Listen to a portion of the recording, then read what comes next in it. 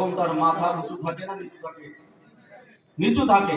তো আল্লাহ তাআলা বলেন ইজিল মুজরিমুনা নাকিসু রুউসিহিম, যখন তাদের মাথা নিম্নগামী হয়ে আল্লাহর কাছে তারা হাজির হবেন, তখন তারা বলবেন রব্বানা, হে আমাদের রব, আবসরনা ওয়াসামি'না ফারজি'না না'মাল সালিহান ইন্না মুকিনুন। আয় আল্লাহ তাআলা, আমরা এখন জাহান্নামের ছিল জনগণের হক আদায় করা, আমি সেটা করি নাই।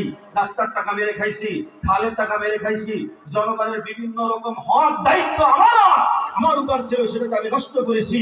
মায়ের হক আদায় করি নাই, বিবির হক আদায় করি নাই, সন্তানের হক আদায় করি নাই, ইসলামের হক আদায় করি নাই, আলেমদের হক আদায় করি নাই, ইমামের হক আদায় করি নাই।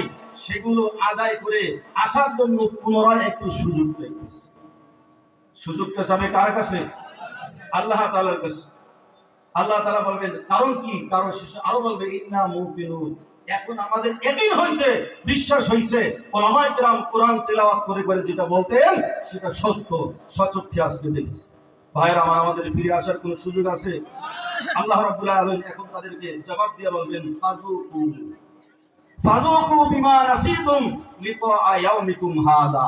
তোমাদেরকে বিভিন্ন ভাবে বিভিন্ন তরিকায় পদ্ধতিতে এই দ্বীনের সাক্ষাৎ সম্পর্কে, এই জাহান্নামের ভয়াবহতা সম্পর্কে উলামায়ে কেরাম তোমাদেরকে উদ্বুদ্ধ করেছে, তোমাদেরকে তালিম দিয়েছে, শিক্ষা দিয়েছে।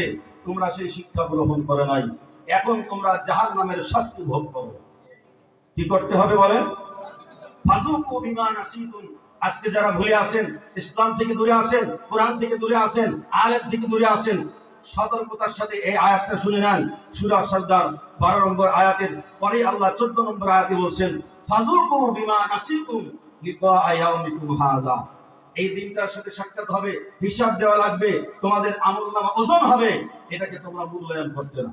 ভাইরা আমার, আল্লাহ রাব্বুল আলামিন পরবর্তী আয়াতের মধ্যে সামনে বলতেছেন ইয়াউমা তুকাল্লাবু ওজুহুহুম, যখন এই জাহান্নামীদেরকে চেহারা নিম্নগামী করে জাহান্নামের মধ্যে নিক্ষেপ করা হবে, আল্লাহ তাআলা বলতেছেন ইয়াকুলুনা ইয়া লাইতানা, ওই জাহান্নামীরা তখন বলতে থাকবে ইয়া লাইতানা, হায় আমাদের আফসোস, ইয়া লাইতানা আতানা আল্লাহ ওয়া আতানা রাসূলা, রবের নিযুক্ত হওয়া লাগতো না।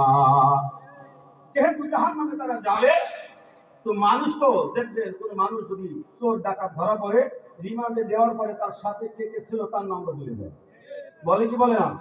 ভাইয়ের আমার, ভয়ে ভয়ে আতঙ্কে টাইম শর্ট কিছু কথা খুব দ্রুততার সাথে বলার চেষ্টা করতেছে।